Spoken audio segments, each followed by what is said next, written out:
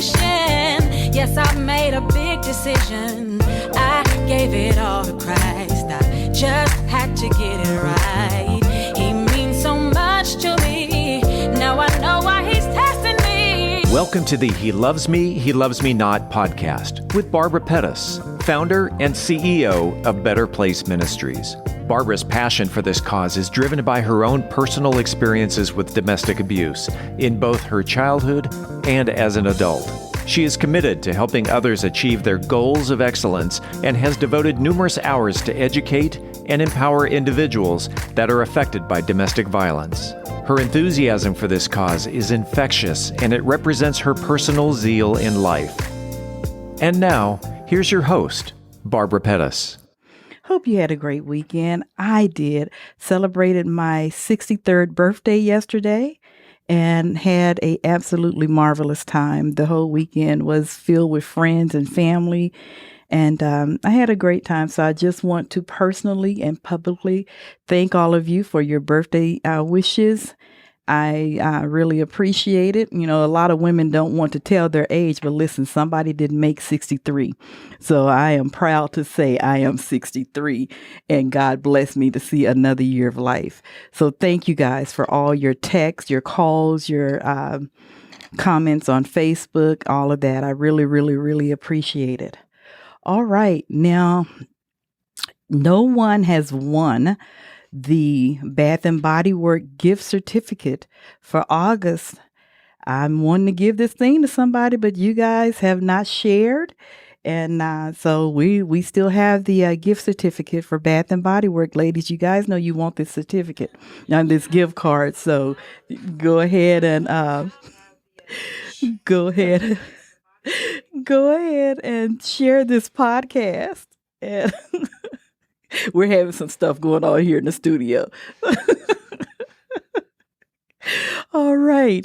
I want you guys also remember to go to my website, www.bpministries.org. Become a subscriber. Become a donor. We are looking for monthly donors. Become a monthly donor. You will see the tab that says how you can support us. Please support us. We really do need your help. We are out here trying to fight this horrific epidemic of domestic violence, and we need your help and your support to do that. So please visit the website at www.bpministries.org and then go to our Facebook page, Better Place Ministries, and like our page. Go to our YouTube channel, Better Place Ministries, and become a subscriber. We are on Instagram. Follow us on Instagram and on Twitter. Please follow us. We want to stay connected with each and every one of you. I am so excited today. I tell you what, my guest is in-house, and I'm going to tell you a little bit about her. After she sent me her bio, I'm telling you guys, I have said it since I've read it. Her bio reads like a Lifetime movie, for real. It is amazing. So I can't wait to introduce her to you guys, and you can hear her story. So Aaliyah Miranda, she was born and raised in Mexico. She immigrated to Dallas, Texas when she was 16 years old.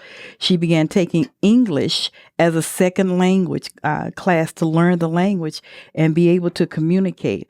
And it's just some things I highlighted that I wanted to share because her bio is awesome. Aaliyah married after high school and stayed in an abusive relationship for 8 years before finding the courage to reach out for help. She stayed at the Family Place emergency shelter in 2000.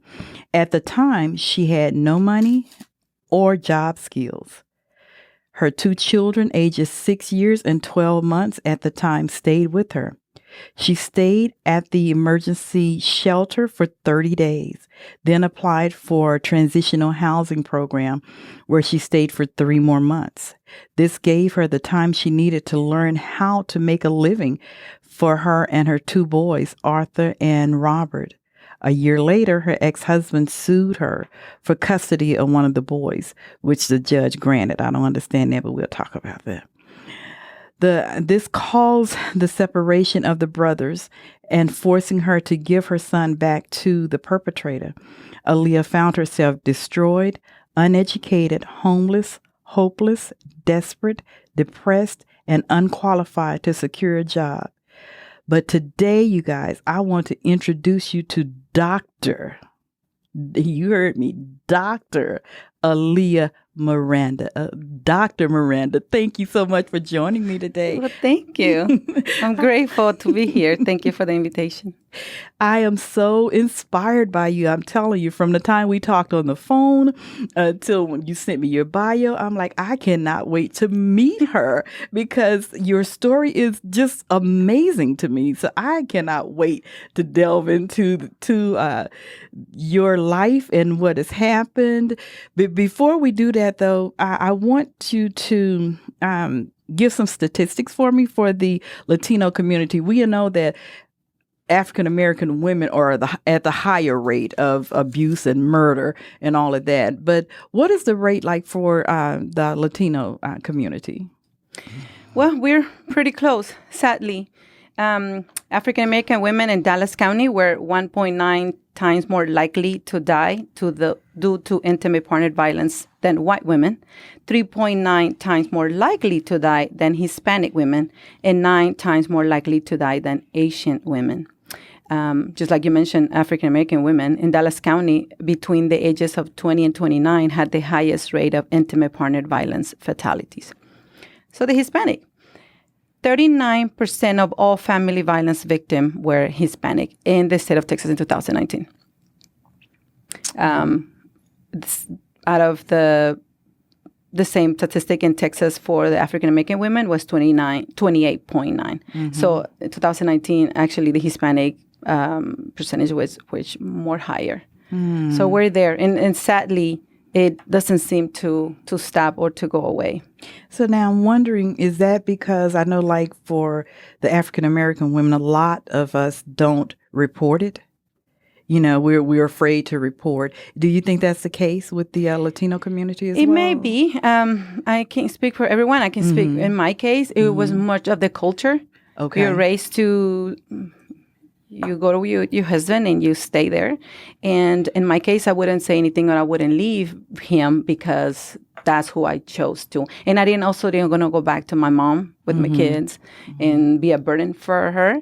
So you just stay and I didn't say anything for 8 years. I was there and I'm like, I'm going to take it because this is the lifestyle that I picked.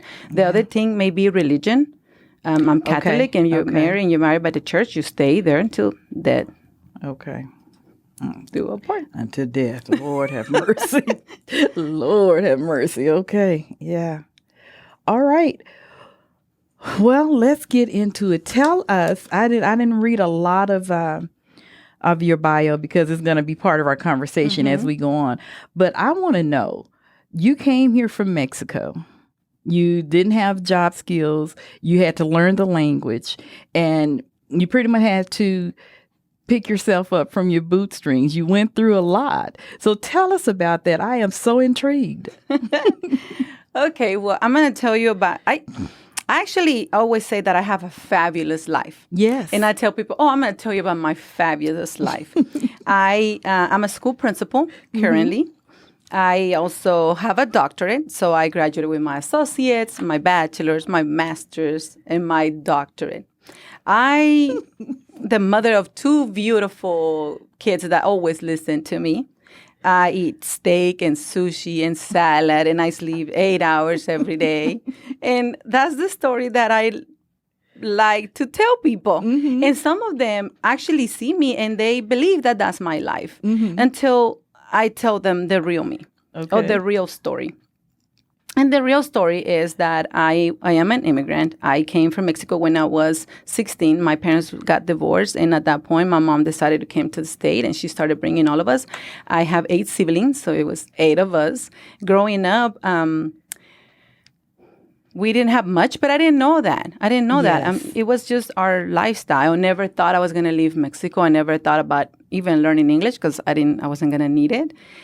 So then my life changed completely when my parents got divorced. I get here when I was 16, and I got pregnant and had my child at the age of 17.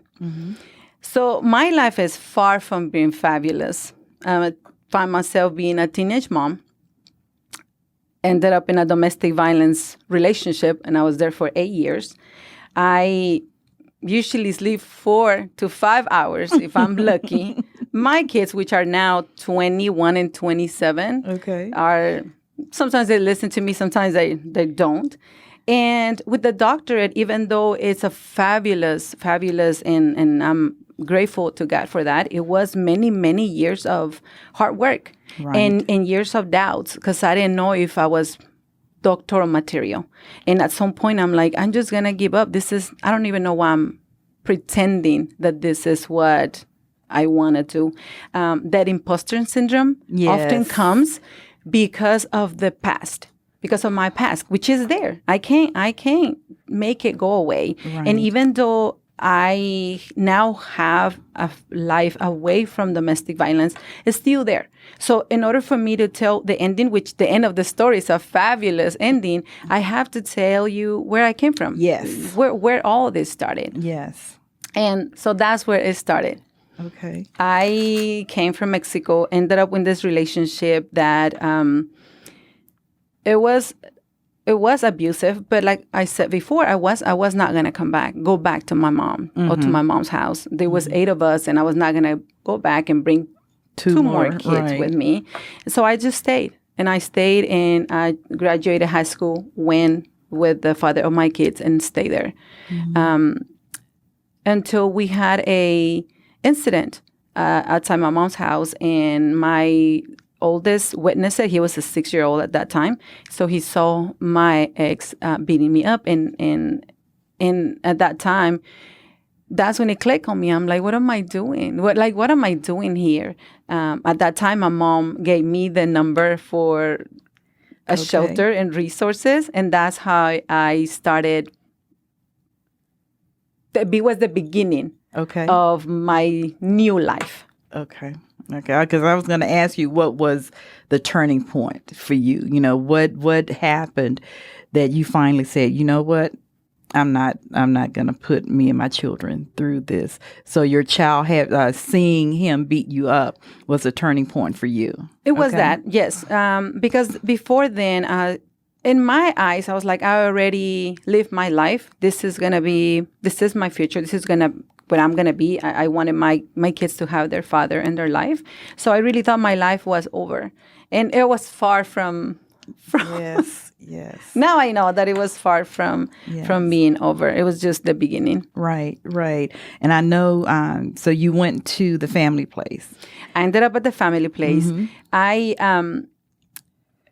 When I called them, my mom actually is the one that gave me the number. Okay. Because she heard it in the radio station and she wrote it down. And that's what we need to do when we hear resources. Yes. Write them down. It is enough for you. Someone will need them at some point. You never know who you're going to help.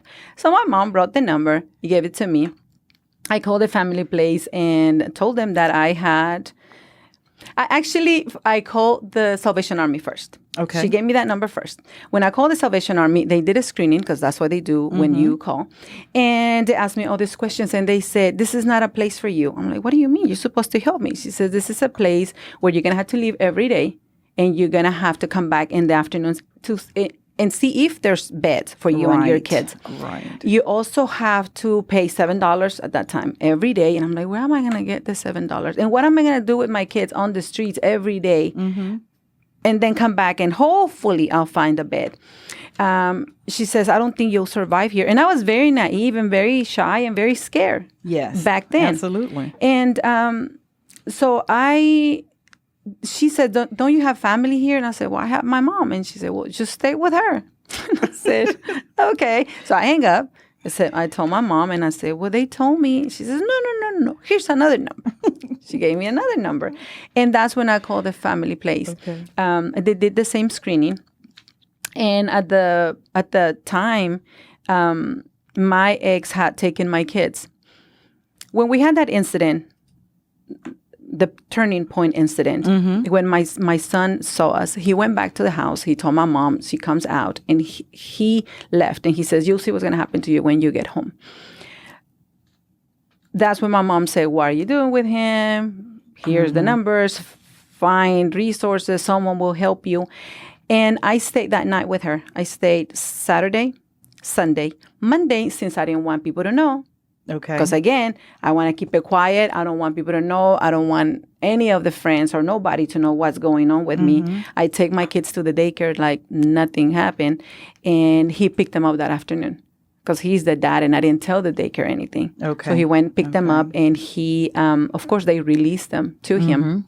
So he kept them Monday, Tuesday, and Wednesday afternoon. He said, if you want to see the kids, come to a restaurant, a local restaurant.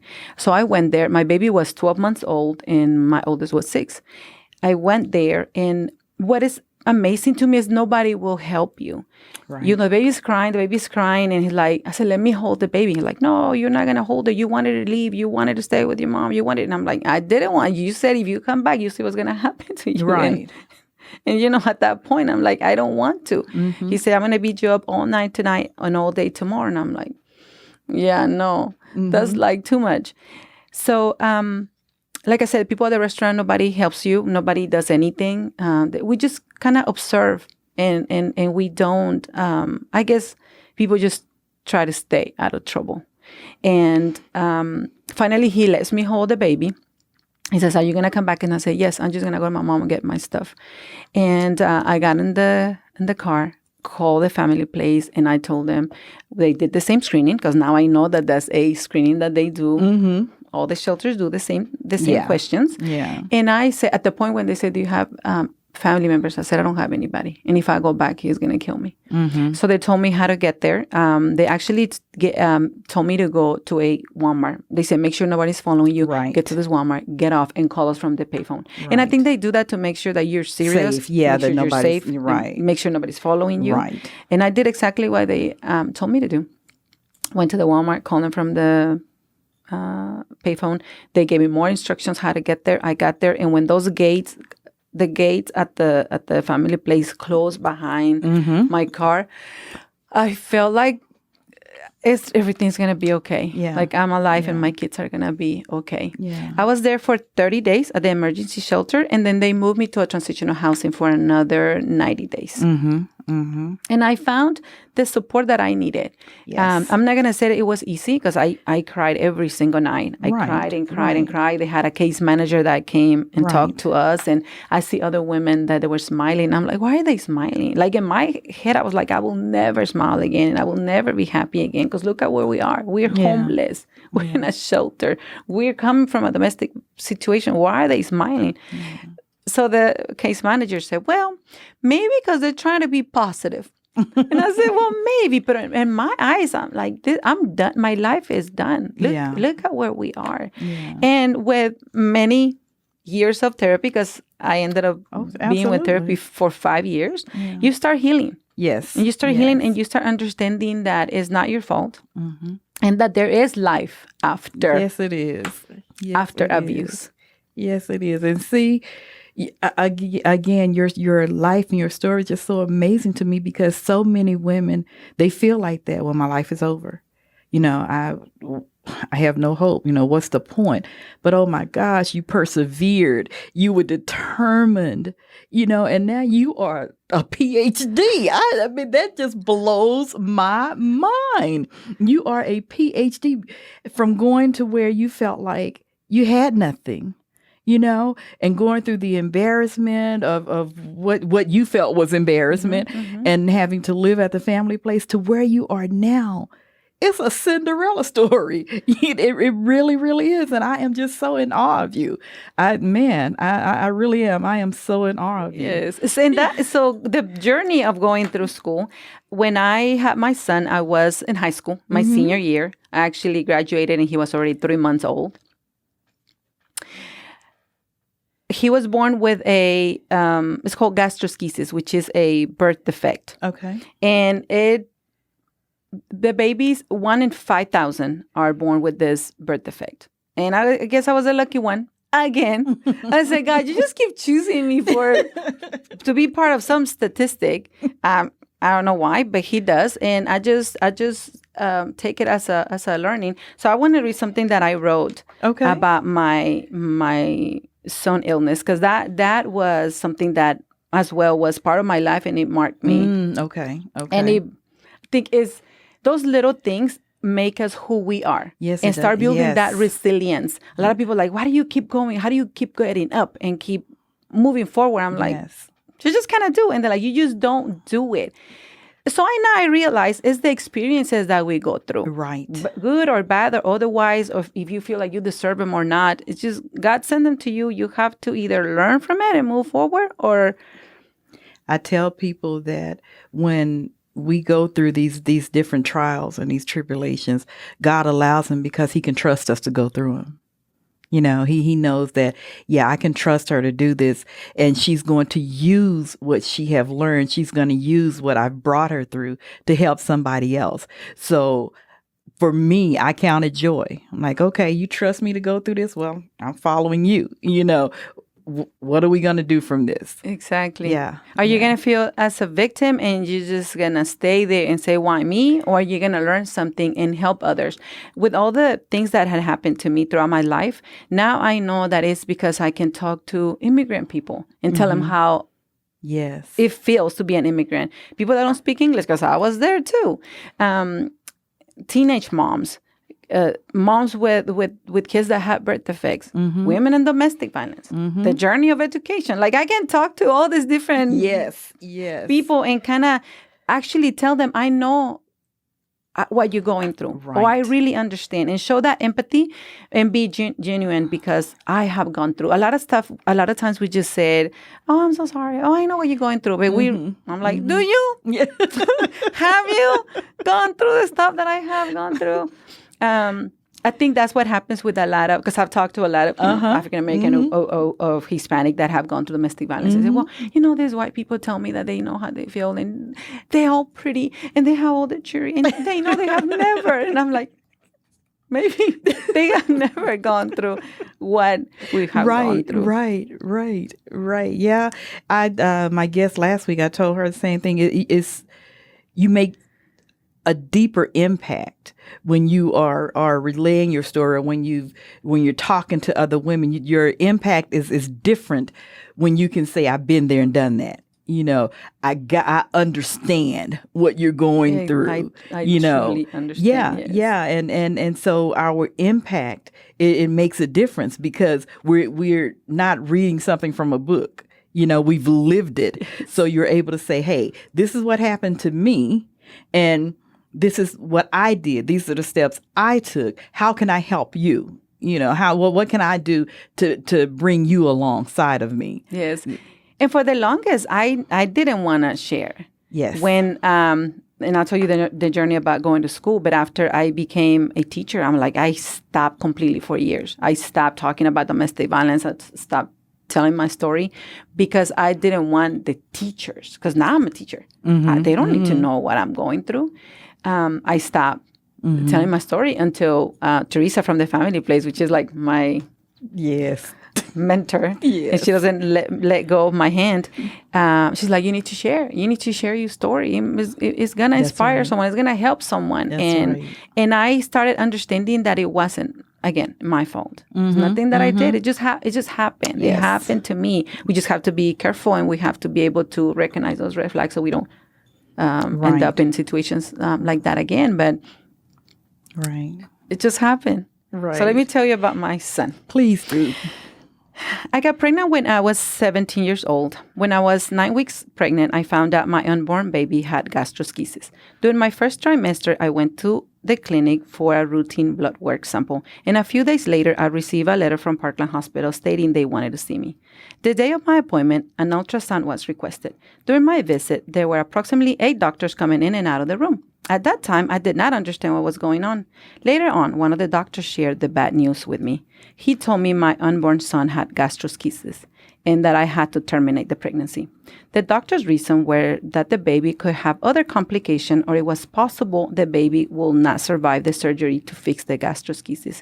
The doctor was very kind and attempted to explain the problem as best as he could. I simply was not prepared to understand what he was telling me. I spent weeks imagining all the horrible things that could possibly be wrong with my baby. I would be lying if I said that I was not a life-changing moment for me. All of a sudden, I went from joyful, expectant mother to a terrified woman. Why did this happen? Was it something I did, something I did not do, something I ate? Was it a punishment for something I did years ago? The doctor had no real answers for these questions. It is just one of those things that happens, he said. There is not a generic reason, and you did not do anything to cause this. Well, that was easy for him to say, but as a mother-to-be, I had a hard time believing it. Gastroschisis is an opening on the abdominal wall, and it's something that occurs in 5 out of 5,000 births. The organs or the intestines, rather than developing normally, they tear outside the belly button. As a result, the intestine extends through the opening and outside the body of the baby. I went through all the normal pregnancy blood work. As a precaution, I was scheduled to have an ultrasound every month until I was 7 months, then every week. My son was born via C-section when I was 37 weeks. I had to have a C-section because the baby was not growing since the last time I had a checkup. The first night was hard. I was in some pain from the C-section, but mostly it was the fact that my son was in the same hospital and I could not hold him or even see him that hurt me the most. That first night was the longest night of my life. The next day, I was able to get up and move around. That afternoon, I was able to see my son for the first time. The hospital allowed me to go back and forth to see him while I was still admitted for the birth. 72 hours after giving birth, the doctor took out the staples I received during the C-section. After that, I did not have any pain. Immediately after the birth, the doctors were there to make sure that the baby was stabilized as soon as possible. Due to the intestines being exposed, it was very important for several reasons that the baby was placed in a sterile bag immediately. The bag prevented any kind of germs or bacteria from getting into the intestines. While I was pregnant, I was scared that my son will not survive. I was terrified that he will be stillborn or that so many intestines were out that he will die before he got to the NICU. When he made it to the NICU safely, I was afraid that he will not live long enough to have surgery. During the surgery, I was afraid he will die on the table. When he made it out of the surgery, I was afraid he will die from something else. Every day, I lived with the overwhelming fear that my baby had made it to that day, but it will not make it to the next. My son spent 2 months at the hospital, and at that time, I was still a high school student, so I will go and visit him to the hospital every day after school. I felt like a bad mom no matter what anyone said. I felt like I caused my son to have gastroschisis. I knew that I didn't do anything to do with it, but I felt like I was responsible. I felt like a bad mom every day that I left the hospital without him. And I felt like a bad mom when he cried and I did not know what to do to help him. I felt like a bad mom the first time I was overwhelmed and wanted to have anyone to take him off my hands for 5 minutes. I felt like a bad mom when he would wake up for a bottle and all I wanted was some real sleep.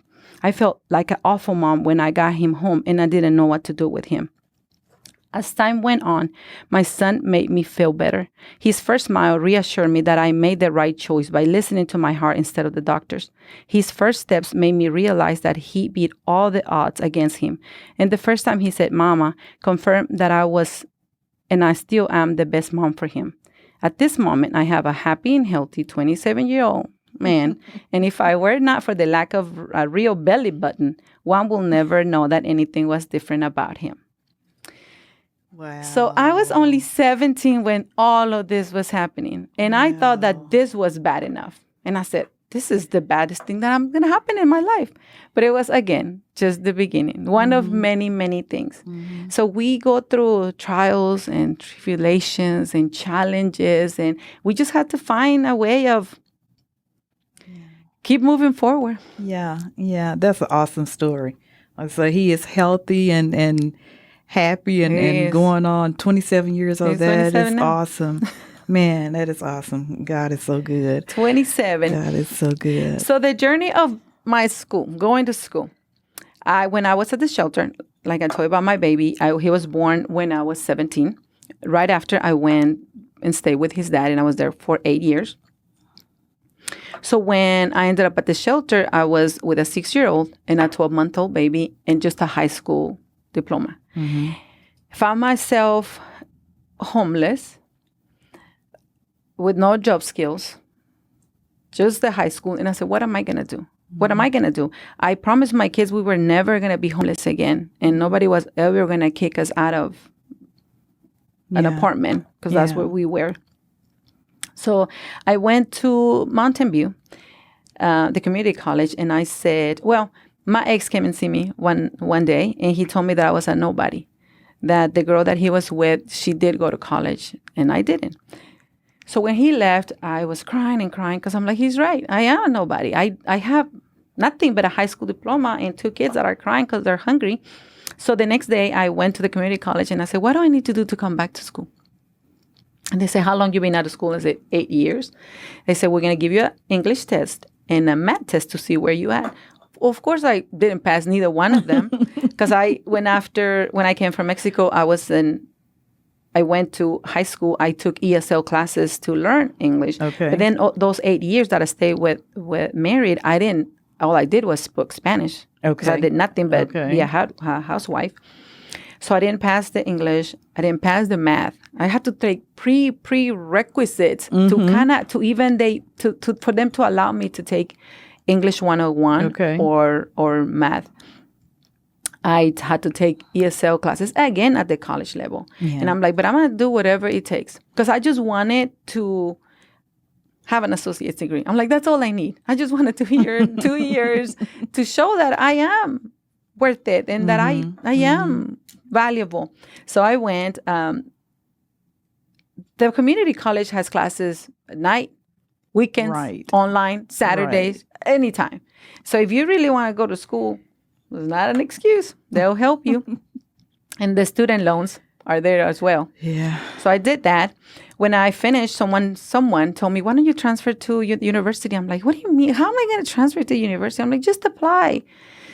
It was never in my head. And I never thought I was going to be able to keep going, but I did. I said, all I'm going to do is lose $50 for the application. So I applied at UT Arlington, and I was accepted. So I did my bachelor's degree. At that time, I was working at the juvenile. I was working at the JJAP, which is an alternative school. I wanted to be a police officer or a parole officer. Okay. So I went through the criminal justice route. But while I was there at the juvenile, working 5 years at the juvenile, I'm like, the kids kept coming back. It was like a revolving door. And I said, I'm not helping them here. Like, we need to do something else. And Dallas ISD had a job fair for teachers, alternative certification, if you wanted to become a teacher. So I went and applied, and that's how I became a teacher. I was with Dallas ISD for 7 years, and I transferred to another district, Grand Prairie ISD, for another 7 years. But while I was there, someone else, they're like, why don't you go back and do your master's in administration? So I went back to school, did the master's, and I became an assistant principal. I was an assistant principal for another 7 years. And then, again, someone is like, why don't you go and apply for your doctorate? I'm like, doctorate? That's like one of the wildest dreams ever. And but God is good. Yes. And God is a good God. And so I applied. It took me, like I told you earlier, forever. It took me almost 7 years because I work all this time. I'm still working. I had to work full time. And there was many sleepless nights and doubts and saying, I'm just gonna have to give up. This is not for me. This time, this dream is not for me. But I stayed at it. And in 2019, I finally walked the stage with a doctorate in education. That's so awesome. Oh, that is so awesome. That is so awesome, man. And when I was in front of the committee, when I'm defending my dissertation, I thought, I'm defending this dissertation in a country that is not my country and in a language that is not my language. Yeah. And it's just wildest dream. I looked at the statistics, and only 1% of Latinas have a doctoral degree in the United States. So I am now one of those 1%. Really? So even though I have been part of other statistics as a domestic violence survivor and teenage mom and all these other ones that maybe I didn't want to be part of, but now I am part of good statistics. Some good statistics, absolutely. And I guess why I'm so in awe and so amazed is because your life is proof positive. You know, that your past doesn't have to dictate your future. Abuse doesn't have to dictate what you do from this point on, especially if you're blessed enough to get out of that situation. You know, so once you get out, what you do, that determining factor is on you, how you handle it. And you were named Survivor of the Year in 2008. Tell me about that. It was, again, the family place has always been holding my hand. I think I was blessed by people around me and that never let go. And they know, like Teresa, again, knows my story. Paige, the CEO, knows my story well. So they know that when I got there, I had nothing. And that all this story is real because they knew me when I had nothing, when I didn't know any English, and then when I was practically homeless. From there, I started moving, and they were always being part of my life. Yes. Never let me go. In 2008, I was at the shelter in 2001. 2008, they approached me. It was before 2008, because 2008, that's when I was named Survivor of the Year. Mm-hmm. Before then, they kept approaching me like, we want to name you. But like I told you, I didn't want people to know. So I'm like, no, this is not a good idea. You know, just forget about me. Forget I exist. I want nothing to do with sharing my story or even telling people what happened to me. And they were at it. Finally, I said, well, let's do it. Okay. Let's just do it. My fear was these events, a lot of people come and a lot of people that donate and fancy people come to the events. And I said, I don't want to be in it. Because what if someone sees me? What am I going to say? How am I going to start telling them, my students, that now I was a victim of domestic violence. Right. Decided to do it. Of course, it was a big event. It was at the Anatole. Okay. Very beautiful. Okay. They make you feel so special. Yes. At that time, they closed. What store was it?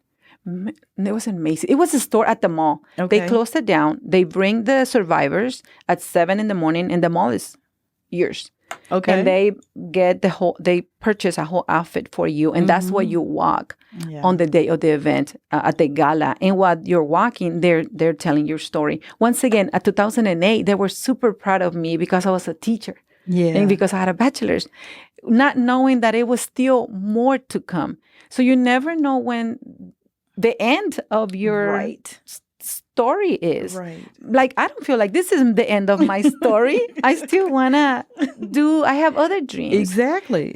So we have to always have that dream in us. And like you said, no matter what happened in the past, we can still do something with our lives. We need to know our worth.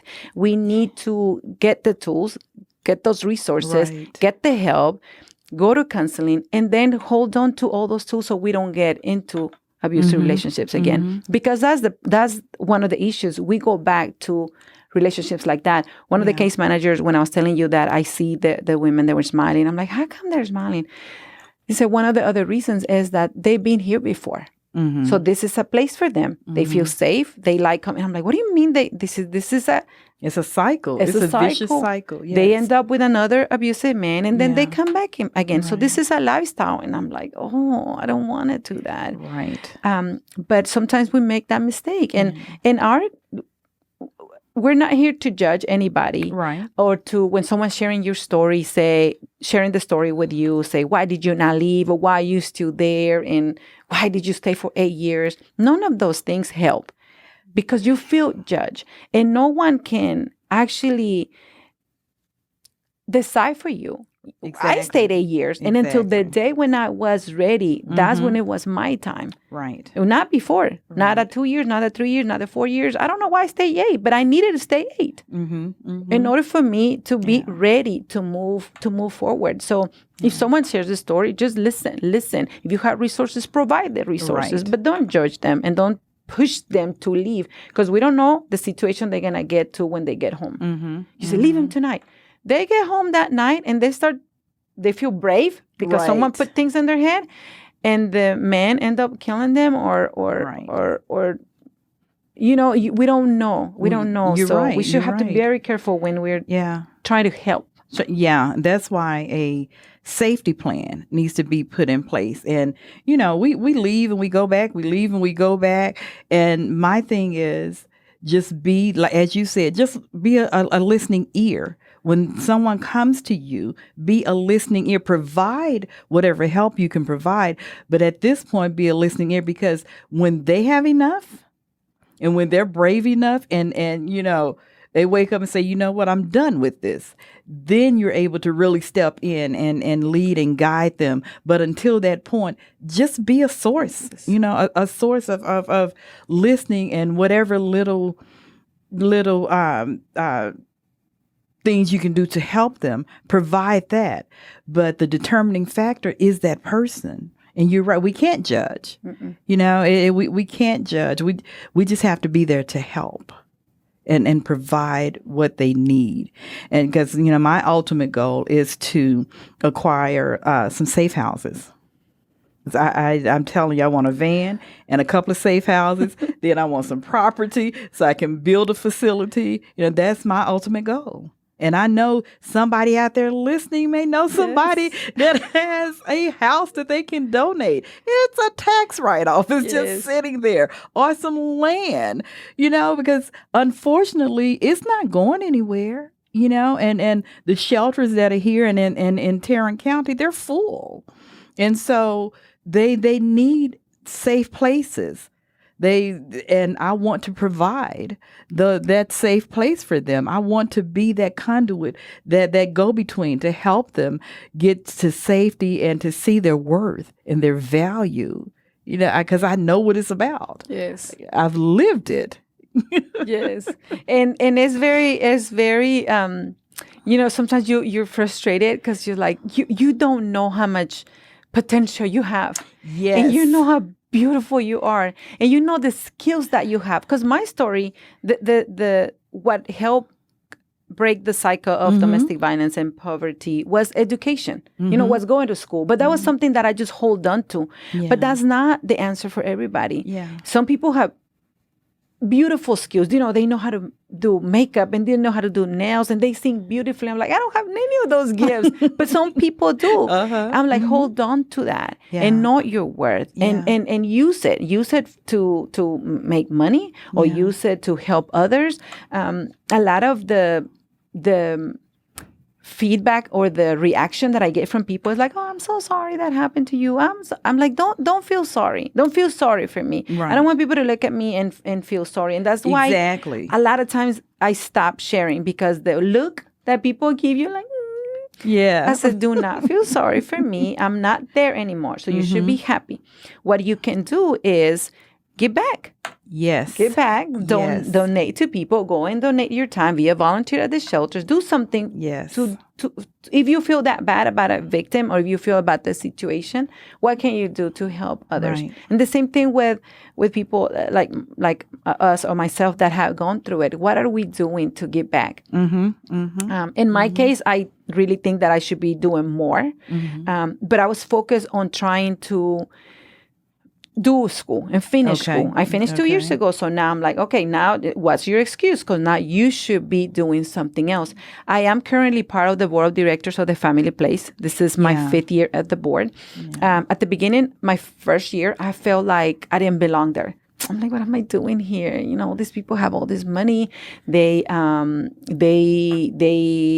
are business owners, or they're attorneys, or they have all these fancy positions. And I'm like, and I'm just here until I learned my position there. Yeah. When they want to bring a new proposal, or they want to do something new, and they say the victims need this, we should do this. And I'm like, wait a minute.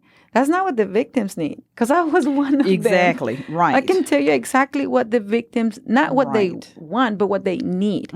We need baby steps. We need support. Yeah. We need someone to almost hold us by our hand, because we've been tied a lot of the times by the abuser controls everything. Right. The money, the household, you don't know how to drive. A lot of my the Latinas, the Hispanic women don't, you don't have any papers, you don't know how to drive, so that you depend on the the men. perpetrator. Okay. So those baby steps that that can help us move forward. So I finally understood my place at the board. Okay. The other thing that I also see is now the numbers are growing, but it was a very few Hispanics and African Americans representing on the board. Mm-hmm. And I'm like, we need representation so we can speak on behalf of the other people that don't have a voice. Right. So those kind of things help. Yeah. What are we doing to give back and help others? Right. Yeah. I'm on the faith-based board at the Family Place. Family Place. Yeah. Yes. So I'm on that board, and for a while, a few years ago, I was on Genesis House on their faith-based board, and so. And God reveals to us what our purpose is. We may feel like, oh, what am I doing here? Yes. But He reveals to us what our purpose is and what He's placed us there for. And I remember you were talking about, not having any skills. I remember clearly during when my first marriage broke up, and my husband wasn't abusive at that time, and our marriage fell apart. And I remember clearly sitting at my grandmother's table, and it was my grandmother and my aunt, Dr. Ingram, and I was crying. I'm like, I can't do anything. I don't know anything. I can't do anything. And my aunt was like, oh, yes, you can. And that day, she found a secretarial school. And so I got enrolled in school, and so I learned all these secretarial skills, and just that bit build up my confidence. Yes. Like, I can type. Yes. At the time, shorthand was probably like, I could do shorthand, and I was writing people letters and notes in shorthand. They're like, I don't know what this is. I'm like, I know, but I know what it is. So just those things, that step helped me. And so I kept going to get different trainings and different things that I felt like I needed to feel important. Yes. or to build my self-worth up. And so, we have to love us first. Yes. That's not selfish. It's a necessity. Yes. And so we have to love us and love us first and find the worth in us.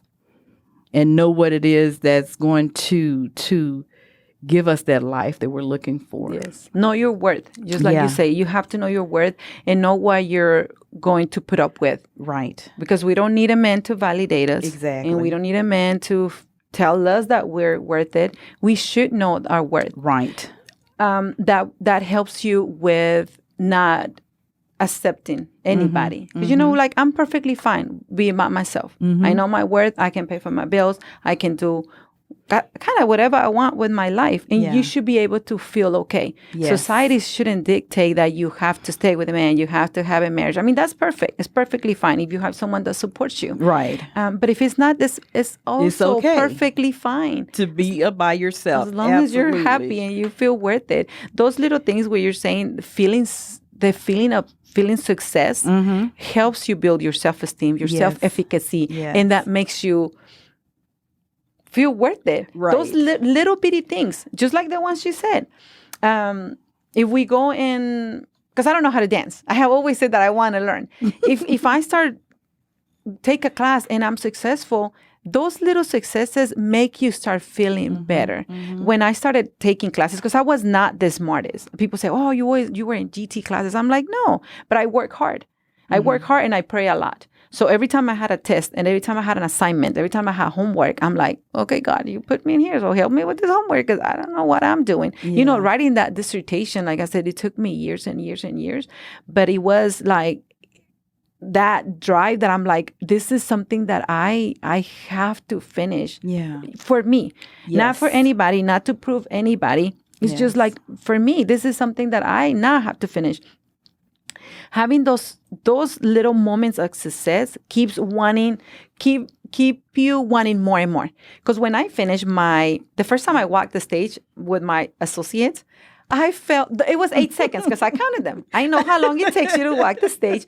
Those 8 seconds wiped away the 2 years of sleepless nights. Yeah. When I went to walk for the bachelor's, same thing. And for the master's and for the doctorate. So I that feeling of walking the stage make me wanted to feel it again. Right. So that's why I kept going to school, because I like that feeling. So that whatever makes you happy, keep doing it. Keep trying it. And your self-esteem and your self-efficacy is going to go through the roof. It goes through the roof. We have to learn how to celebrate what we think are insignificant moments, that we have to celebrate the small things, because those small things end up to being bigger things and bigger things. So if you, like you just said, you don't know how to dance, take a dance class, girl. You learn how to dance and to celebrate that.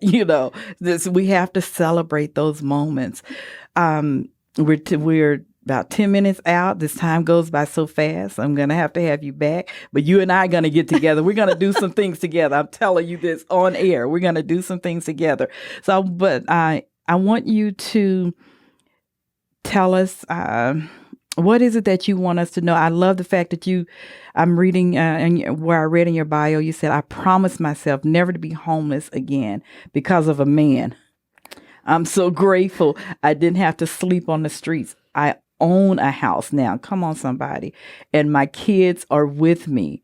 To women who are currently recovering from an abusive relationship, I want to encourage them to keep moving forward, to not stop. We owe it to our children, but especially to ourselves. I love that. We owe it to ourselves. We owe it to ourselves. We deserve better. Yes.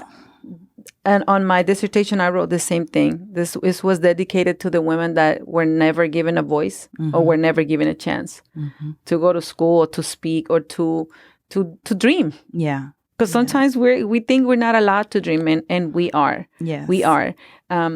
I just want to encourage everyone, all the women, to keep moving forward. Yeah. Believe, have a dream, build a dream, even if it's small or big or short-term goal or big or long-term. Have something to hold on to, something that makes you wake up every day and say, I'm working towards this. Right. This is what makes me get up and wake up. Because if we just get up and go to work and we'll come back home, and then the next day, your job is good. I love my job. Well, but you have to have something else that is that drives force you. Yes. What is it that? Yes. What is your why? Why are we here? What is your purpose? Yeah. It doesn't matter the age or where you stand or the situation you're in. There's always hope. There's always something that we can hold on to. Absolutely. Absolutely. I love what I do. I love what I do. Yes. My goal is to do it full time. I want to be just inundated full time with some kind of domestic violence organization, some kind of domestic violence situations, because I know that's what my calling is.